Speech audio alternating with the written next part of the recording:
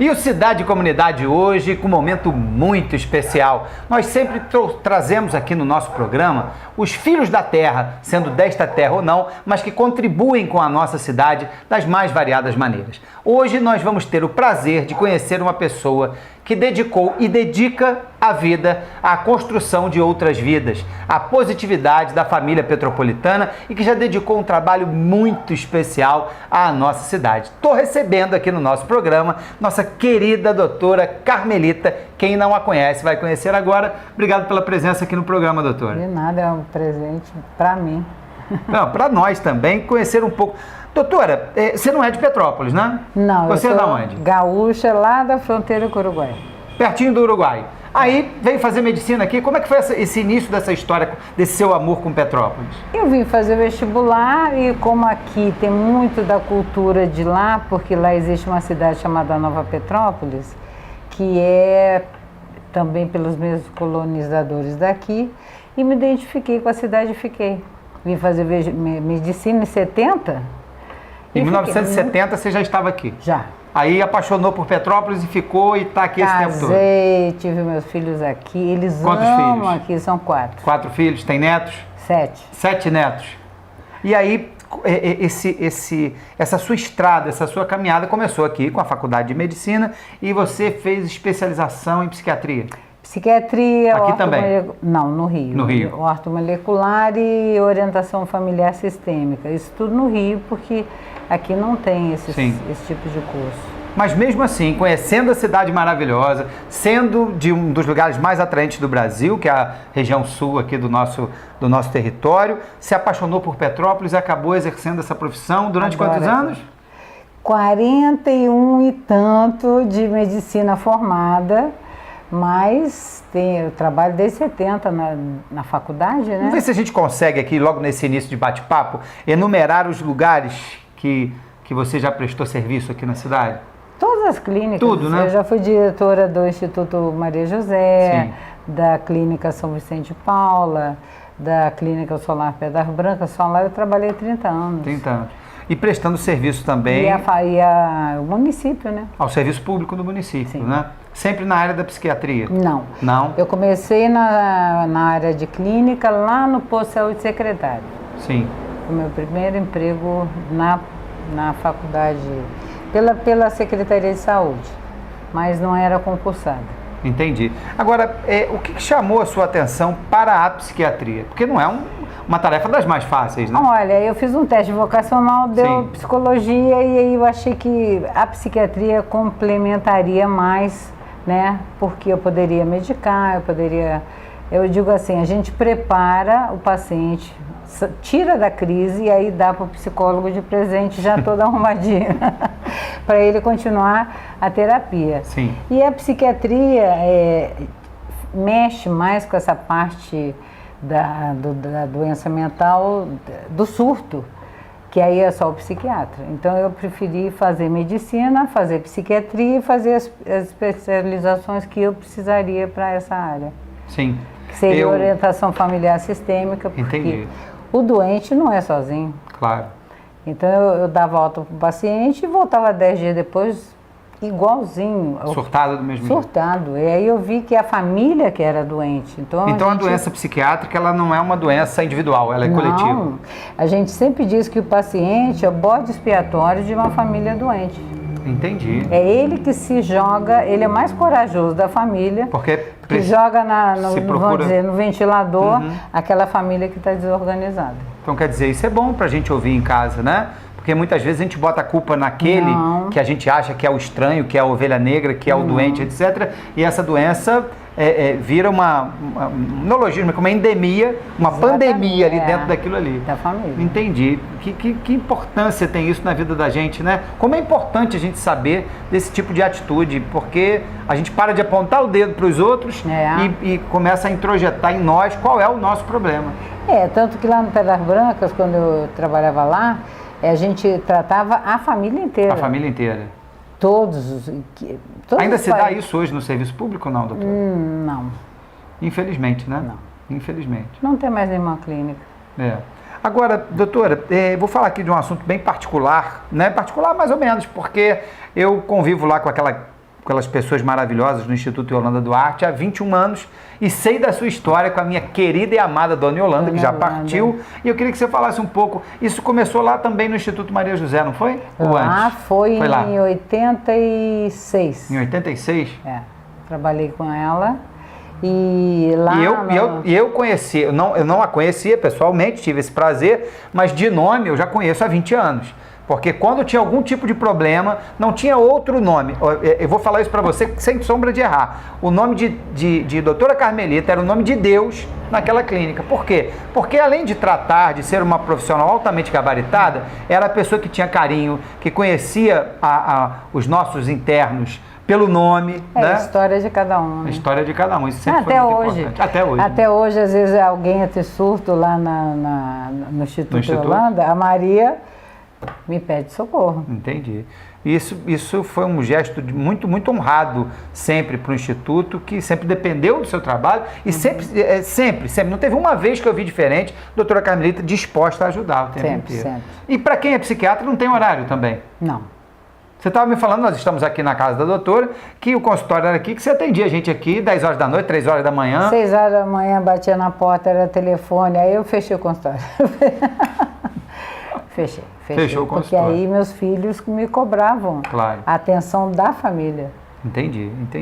E nesse processo, você já deve ter passado por histórias das mais diversas. Você lembra alguma, assim, que foi mais emblemática na sua carreira, que você possa contar, uma ou duas, que você fala assim, poxa, eu fiquei satisfeita, por exemplo, de ver uma família regenerada e eu contribuir com o meu trabalho para que aquela família se solidificasse novamente? Olha, eu tenho assim casos individuais, por exemplo, pacientes meus que tinham o 2º grau completo, o que eu fazia lá na clínica? Sim.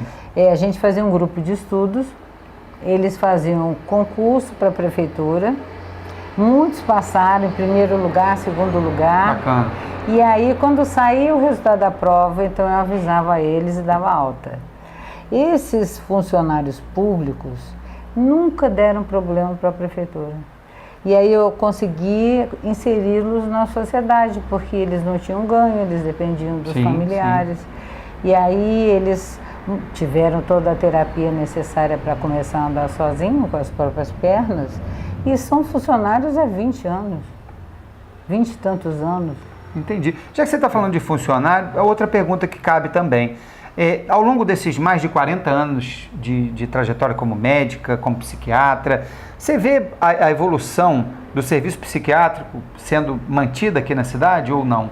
Ou a gente parou? Olha, como é que está isso, doutora? Pelas regras da Organização Mundial de Saúde, tem muita coisa que precisa ser reconstruída. Sim. Né? Por exemplo, para cada 1.000 habitantes tem que ter um leito psiquiátrico numa clínica psiquiátrica. Então, Petrópolis deveria ter uma clínica com 280 leitos. Independente de CAPS, independente de residência terapêutica. Isso é lei? É lei. É obrigada a ter 2 leitos psiquiátricos dentro de cada hospital geral. E a gente não vê mais essa estrutura. Uma diária do Santa Mônica, que acabou de quase fechar, é Sim, R$50. R$55, né, se eu não me engano. Muito pouco, né? Aumentou, era 43. Não dá para porque dá para comida, nem dá para comida. Não. Nem dá para comida. Eu sempre digo assim, quando eu vou no Rio, nesses museus, eu falei, nossa, se existisse ainda as clínicas de antigamente, os pacientes já tinham conhecido aquilo tudo. Porque eles iam à praia, eles iam aos museus, eles faziam excursões. Existia um então, suporte. na sua concepção, esse novo movimento que foi feito em torno da saúde mental pelo governo federal não foi positivo para os doentes? Não foi. O serviço do atendimento básico, ele foi suprido, foi trocado. Entendi. Mas trocado por uma qualidade que piorou, por exemplo. Doutor, se eu estou errado, o que fica parecendo para mim é que pegaram o tapete e jogaram assim. Foi isso? Então nós temos 80 pacientes lá no Santa Mônica que não tem vida social. Sim. Como vai melhorar? Não saem, não são reinseridos, não são trabalhados, porque não tem mais nem equipe necessária com essa diária para poder fazer alguma coisa por eles. Eles tinham musicoterapia, eles tinham bailes, eles namoravam, as clínicas, né, se uniam para fazer as coisas e hoje em dia eles não têm mais nada. Agora, doutora, no âmbito geral, dizem para mim alguns, eu não sou especialista é a senhora, que todos nós somos pacientes psiquiátricos, um pouco ou muito. Isso é verdade, doutora? Com certeza. Por quê? Porque o mundo atual, ele está assim, enlouquecendo todo mundo. Ou tu entra numa depressão, ou tu entra numa ansiedade, ou tu tem um transtorno qualquer. Então eu digo assim... Se não tiver nada disso, a gente começa a... Não, eu digo que é normalpata. Normalpata. Ele está fingindo que é normal, porque alguma coisa tem. Uma insônia, entendeu? Então é normal a gente ter alguma... Mas faz parte da nossa vida, né? E é interessante a senhora falar isso, que a senhora está falando de musicoterapia, de oxigenar o cérebro, né? De compor novas situações para o doente psiquiátrico. E a gente sabe que a maioria, eu não sei se isso é verdade, mas pelo menos é o que eu vejo, os doentes psiquiátricos tomam muitos remédios, né? São mantidos normalmente para não surtar. Por conta disso, eles têm que ter atividades físicas para poder... ter uma saúde física boa e produzir as endorfinas e ter uma saúde mental melhor. E aí eles e a família? A família também. Fundamental que seja também, né? Então, um novo comportamento que a gente pode enxergar dentro desse quadrante que a doutora Carmelita está passando para nós, desse investimento que pode ser feito para melhorar. A gente tem muitos pacientes psiquiátricos em Petrópolis, doutora? Muitos. Eles viraram mendigos, né? Quando fecharam as clínicas. Quando eu saí do Pedras Brancas, uns 35 morreram. Por isso a gente tinha um movimento de moradores em situação de rua muito grande. Tinha. E aí agora o pessoal do Rio está subindo a serra e matando esses moradores de rua de Petrópolis. É verdade? É verdade. E o que eu percebo também, há um problema, e a gente vê isso nos hospitais aqui na cidade, principalmente hospitais que têm doentes crônicos, que têm doentes psiquiátricos ali também. Aí, o outro doente que está lá e não é um doente psiquiátrico, ele pode adquirir isso por osmose, pela convivência com aquele doente psiquiátrico? Até faz bem ao doente psiquiátrico. É ao contrário, então? Exatamente. Sim. Ele ajuda, ele acrescenta alguma coisa. Agora, sim, lembrei de um caso interessante de uma paciente moradora de rua, que mora aqui, que todo mundo conhece, eu não vou citar o nome para não identificar, mas ela é filha de um senador. Aqui em Petrópolis? Moradora de rua. Sim. Muito boa, a gente não quer saber de família, não quer saber de nada.